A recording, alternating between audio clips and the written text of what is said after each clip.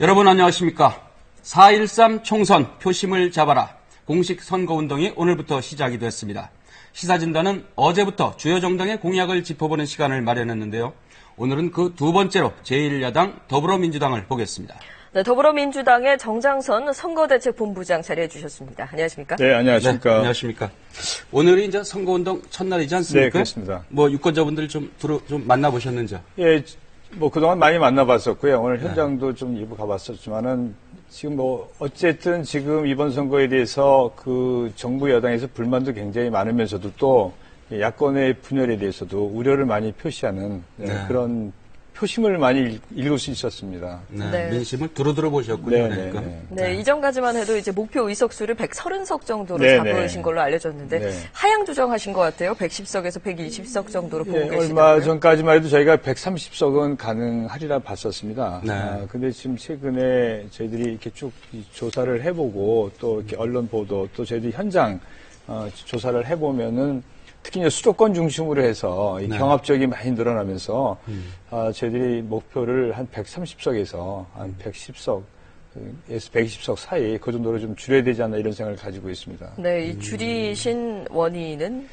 뭐에 있다고 보세요? 야당이 이제 이렇게 갈라지고 하면서 두 가지입니다. 야당이 갈라지면서 표의 분산이라는 측면도 있고 또 지지자들이 이렇게 보면은 뭐 내가 뽑는다고 또 되겠나, 또 이번에도 지는 거 아니냐, 이런 좀 절망감들이 좀 있는 것 같아요. 근데 이런 것들 때문에 저희들이 볼 때 선거가 이 경합적이 늘어나고 있어서 저는 이 상태로 가면은 좀 저희 힘들게 선거를 해야 되지 않나 이런 걱정도 좀 하고 있습니다. 네. 아무래도 이제 최대 승부처가 뭐 서울 등 수도권 아니겠습니까? 네, 그렇습니다. 전체 48%, 122석이 이제 몰려 있다고 하는데 오늘 뭐 여야 모두 이제 수도권 표심 잡게 총력전을 펼쳤습니다. 더불어민주당의 이제 선거운동 첫날 이 내용 저희가 정리를 해봤습니다. 함께 보시죠. 더불어민주당은 오늘 서울 동대문 신평화 시장 방문을 시작으로 종로, 남대문 시장 등을 돌며 공식 선거전에 돌입했습니다. 김종인 대표는 오늘도 경제 심판론을 강조하며 투표를 독려했습니다. 국민주권 행사의 시간표가 작동하기 시작을 했습니다. 투표는 꿈이요 밥입니다. 더불어민주당이 총선에서 승리하여 대한민국의 미래가 있습니다. 저희에게 압도적인 지지를 보내주십시오. 아울러 김 대표는 야당 분열은 우리 모두가 바라는 야당의 구도가 아니다라며 후보 단일화를 거듭 촉구했습니다. 네, 말씀하신 대로 일녀 다야의 구도로 진행되고 있지 않습니까? 수도권 122석이라고 했는데 수도권에서만도 100여 곳이 넘는 곳에서 여러 명의 야권 후보가 경쟁을 하고 있기 때문에 이제 선거 최대 변수가 야권 연대로 좀 떠오르고 있는데 야권 연대가 진행이 되고 있는 겁니까? 지금 저희 야권 연대의 저희 필요성을 계속 제기를 하고 있습니다만 진전은 이렇게 제대로 되고 있지 않은 상태입니다. 이제 국민의당에서는 뭐 당대표, 안철수 대표를 비롯해서, 당대당 연대는 없다, 또 안 한다. 그리고 심지어는, 지역 단위에서 자발적으로 이러는 것조차도 제명하겠다. 이렇게 하니까 전부 다 거의 스톱이 되는 상태이기 때문에. 강경한 입장이죠. 네, 그래서, 그렇게 돼서 지금 거의 진행이 안 되는 상황이고요. 그리고 뭐 정의당과의 관계도, 그렇게 좀 진전이 잘 안 되는 상태입니다. 그래서 현장에서는 저희들은 빨리 어떻게 단일화를 좀 이루도록 해야 되는 거 아니냐, 중앙당이 뭐하냐 이런 소리도 많이 듣고 있습니다. 그러기에는 좀 시간이 촉박하기도 한데 그래도 아직 4일까지는 기한이 있다고 보시는 거죠? 현실적으로 보면 오늘 이제 안철수 대표 입장에서는 좀 굉장히 또 당대당 논의에 대해서는 굉장히 강하게 이제 부정을 했기 때문에 저희들이 볼 때는 이제 현실적으로 이제 당대당 논의가 실제로 어려워지고 있는 게 아닌가 이런 생각을 하면서 저희들이 차선책으로라도 지역 단에서 논의가 되거나 이루어진 것들은 좀 할 수 있도록 해야 되는 거 아니냐. 왜냐하면 이런 것들이 결국엔 여당 후보를 유리하게 하고 또 어차피 저희들이 볼 때는 여당을 당선시키는 어쨌든 그런 결과를 낳을 수 있기 때문에 저희들이 최소한 이제 그 정도는 좀 돼야 되지 않겠냐 하는 그런 생각을 가지고 있고 또 계속 그렇게 좀 전달을 하고 있습니다. 네. 이제 궁금한 게 텃밭이라고 이제 그동안 더불어민주당 텃밭 지역이었던 이라고 불렸던 광주 등 호남 지역 민심인데요. 이게 더불어민주당 입장에서는 이제 지금 뭐 텃밭이라고 부르기는 어려운 상황이 됐는데 이게 단순히 야권 분열 때문만은 아닌 것 같다. 그럼 어떻게 좀 분석을 하십니까? 예, 저희들이 한 두세 가지로 요약을 하면은, 첫째는 어쨌든 분열돼서 생긴 현상이라고 볼 수 있고요. 또 하나는, 저희가 제일 야당이지 않습니까? 근데 이제 호남 분들이 보실 땐 계속 도와줬음에도 불구하고 우리를 너무 실망시켰다라는 것들. 그리고 이게 야당이 계속해서 이제 집안 싸움을 오래 하다 보니까 실망을 준 부분도 있고요. 네. 그 다음에 또 좀 오해일 수도 있습니다만 다시 옛날 민주당으로 돌아가는 거 아니냐. 어쨌든 좀 김종인 대표는 일시적인 대표일 뿐이고 다시 떠나면 옛날로 돌아가는 게 아니냐 이런 좀 오해도 하시는 부분이 있어서 저희가 좀 어렵게 선거운동을 하고 있습니다만은 첫째는 저희가 이런 생각을 가지고 있습니다. 이제 과거에 저희들이 잘못한 건 철저히 좀 반성하겠다. 그리고 앞으로 진짜 변화를 모색하겠다. 이런 생각을 가지고 있고 특히 저희 당이 어떤 특정 세력, 솔직히 말씀드리면 뭐 친노나 이렇게 특정 세력이 당이 아니다. 네. 이제는 크게 변하겠다. 그리고 지금 시대가 크게 변하고 있어서 여기 맞춰서 저희가 국민 전체를 대변하는 정당으로 거듭나겠다. 이런 것을 계속 말씀드리고 있습니다. 네. 예. 선거 때 되면 다 변한다. 이제 열심히 하겠다. 절실하니까요. 네. 예. 어제 이제 이 시간에 저희가 새누리당도 이제 같은 것을 소개를 해드렸었는데, 네네. 이 당 최고위원회 회의 보면 이제 뒤에 그 배경화면 있지 않습니까? 네네. 거기 이제 그 글자들이 더불어민주당이 이제 뭐 문제는 경제다, 정답은 투표다, 이제 이런 글자를 쓰고 또 투표가 경제다, 이제 뭐 이렇게 이런 내용들을 썼는데 네. 이게 결국 이번 선거를 이제 경제 프레임으로 가져가겠다, 경제 심판론 이 연장선상입니다. 예, 저희는 이번에 하기가 시작과 끝을 전부 다 경제로 하려고 합니다. 네. 지금은 이제 공천 이런 파동 때문에 이렇게 묻혀졌지만은 결국 제가 현장에 가서 느끼는 거 보면 국민들께서 굉장히 불안해하세요. 특히 너무 어려워하고요. 또 미래에 대한 희망을 상실해 가고 있습니다. 여기에 지난 19대 때는 거의 해답을 주지 못했습니다. 싸우다가. 그리고 정치권 자체가 워낙 국민들한테 절망을 줬기 때문에. 그래서 저희는 이번 선거는 처음부터 끝까지 경제고 또 그동안 보수 정부가 8년을 운영해 왔지만은 양극화가 심화되고 경제는 거의 지금 거의 위기설까지 나올 정도로 어려웠기 때문에 저희 단순히 구호가 아니라 지금 경제에 대한 정확한 이 실상을 알려드리고 저희가 대안을 모색하는 정당으로 나려고 합니다. 네, 뭐 문제는 경제고 이제 정답은 투표다라고 말씀하시는 거 보니까 이제 경제 문제를 해결할 거니 투표다라고 네. 이제 말씀하시는 것 같은데 어떻게 해결하실지는 이제 공약을 보면 알 수 있죠. 내용 보시죠. 네, 문제는 경제다를 총선 구호로 정한 더불어민주당은 선대위도 경제선대위 체제로 꾸렸습니다. 김종인 대표를 필두로 김진표 전 의원과 최운열 서강대 석좌 교수 등 경제 전문가들을 전면에 배치했는데요. 10년간 공공임대주택 240만 호 공급, 무상보육 100% 국가 책임제 등 7대 정책 공약과 150개 과제를 담은 총선 공약집도 발표했습니다. 세계적인 저성장의 뉴노멀 시대에 양극화와 불평등을 해소하면서 일정한 성장률을 유지할 수 있는 해법은 더불어 성장론입니다. 아울러 국민 경제 상황실을 출범시키고 청년 일자리 70만 개 창출과 미래형 신산업 육성, 양극화 해소를 통한 중산층 70% 보건 등을 핵심 경제 공약으로 발표했습니다.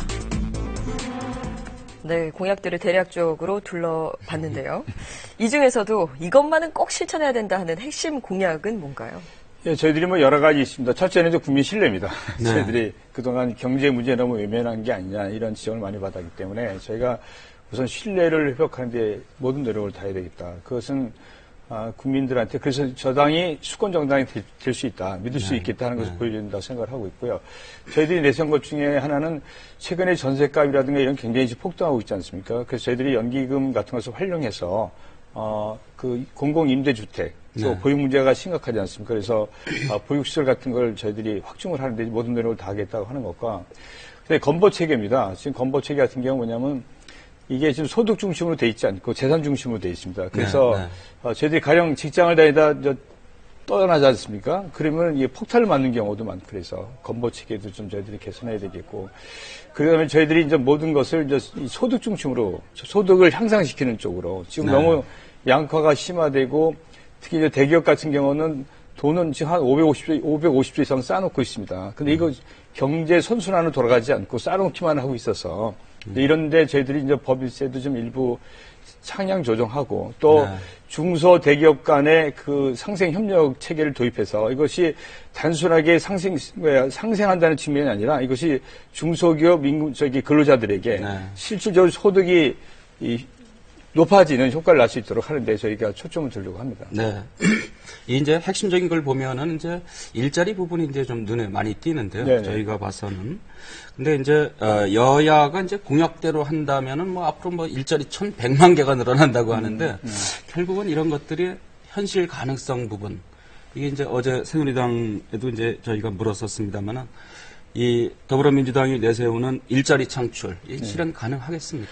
예, 저희들은 이제 청년 실업 해소에 저희들이 이제 초점을 맞추고 있습니다. 청년 실업 문제 이제 해결을 두고 있는데 지금 청년 실업 문제가 해결이 안 되는 가장 핵심적인 것들이 이제 구호에만 외치고 있다는 겁니다. 그래서 저희들은 이제 공공기관에서 의무 활동제도 좀 높여주고 또 이 실업 문제에서 가장 핵심적인 것들이 일자리를 늘려야 되는데 저희들이 연기금을 동원해서 이런 임대주택을 짓고 보육시설을 확대한다고 하는 거 있지 않습니까? 네. 이런 부분에 있어서 실질적인 이건 저는 효과가 있다고 보기 때문에 그러니까 이런 걸 모든 걸 동원해서 일자리를 늘리도록 최선을 다할 생각을 가지고 있습니다. 이런 공약들을 다 실천하려면 결국 이제 돈 문제를 빼놓을 수가 없죠. 예산 문제가 거론이 되는데요. 제가 보니까 더불어민주당에서 내놓은 이 공약들을 집행하기 위해서 2021년까지 147조 9천억 원 정도가 필요하다고 합니다.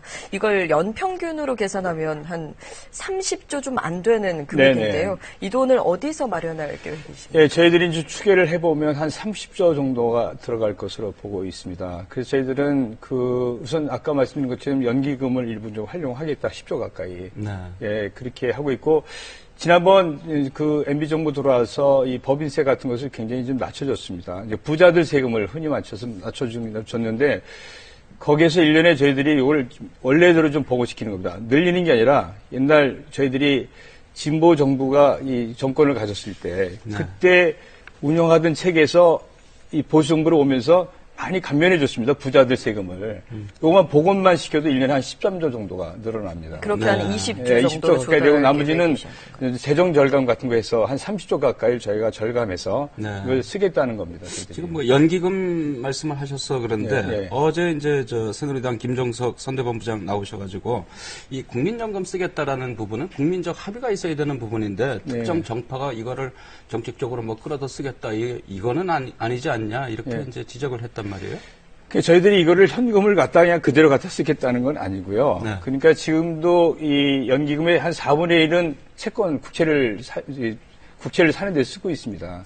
그래서 저희들이 공공투자 채권을 발행합니다. 아까 안심채권이라고도 저희 표현을 하고 있습니다만 이런 임대주택을 늘리거나 이제 보육시설 늘리는 데 필요한 그 재원을 조달하기 위해서 그 채권을 발행하고 국민연금에서 이것을 저희들이 매입을 하는 거죠. 채권을. 그럼 통상적으로 지금 요새 보면은 그 임대주택 같은 경우 그 수익률이 한 8% 정도 됩니다. 채권은 한 2% 되고요.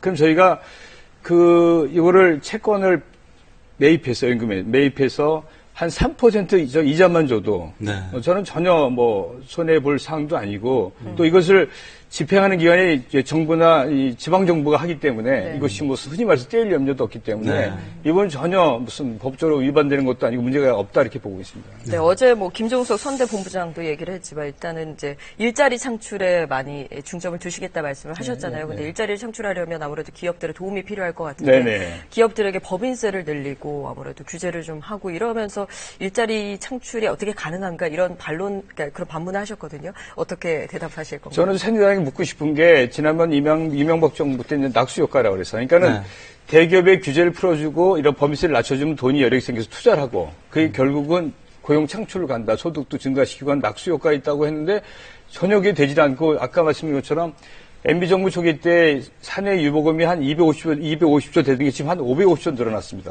그러니까 돈을 쏴주는 겁니다. 계속 투자를 하지 않고. 사내 유보금. 그러니까 결국 이게 지금 이번에 새누리당 공약을 보면 지금 뭐 규제 완화, 그다음에 구조 조정, 뭐 일자리 창출하겠다고 하는데 지금 현 정부가 쓰는 그 정책을 그냥 그대로 유지하겠다는 겁니다. 근데 지금 거의 그 부분에 있어서 좀 효과가 별로 없기 때문에 저는 이런 부분에 대해서 완전히 좀 패러다임을 바꿔야 된다는 생각을 가지고 있고요. 저희들이 막 세금을 막 늘리는 게 아니라 옛날 환원하자는 거 하는 정도입니다. 그러니까 흔히 말해서 부자와 대기업에 대해서 옛날 환원하자는 것 정도고요. 그다음에 저희들이 무슨 기업의 규제를 강화하는 게 아니라 대기업과 중소기업 상생을 하자는 겁니다. 이런 분에 반대할 분도 안 계실 거라고 보고 있고요. 그러니까는 자꾸 야당하면은 무슨 규제를 하고 뭐 세금을 높이고 이렇게만 자꾸 뭐라고 하고 있는데 그건 아니다라는 말씀 꼭 드리고 싶습니다. 네. 이제 어제 이 형평성 차원에서 어제를 기회를 드렸었기 때문에 다른 당의 공약 가운데 좀 이거는 뭐 현실성이 좀 떨어지는 공약이다 이렇게 비판할 만한 게 있습니까? 짧게 좀 말씀해 주시죠. 그겁니다. 지금 이 새누리당 공약은 일자리를 늘리겠다고 하는데 그것은 현 정부가 하는 걸 그대로 답습하는 정도밖에 안 된다. 네. 그리고 구체적인 실효성이 없다. 그리고 지금 박근혜 정부에서 하던 것들이 실효성이 없다는 게 거의 드러나고 있기 때문에 지금 저 국회한테만 좀 책임을 미루고 있지 않습니까? 네. 저는 여기에서 발상을 전환하자면 안 되는데 그냥 그대로 가고 있다고 좀 꼭 지적하고 싶습니다. 네. 네. 이제 유권자들이 어제 오늘 이 말씀하시는 걸 들으면서 누구 말이 맞는지 이제 또 판단을 할 것 같습니다. 오늘 말씀 예, 고맙습니다. 고맙습니다. 감사합니다.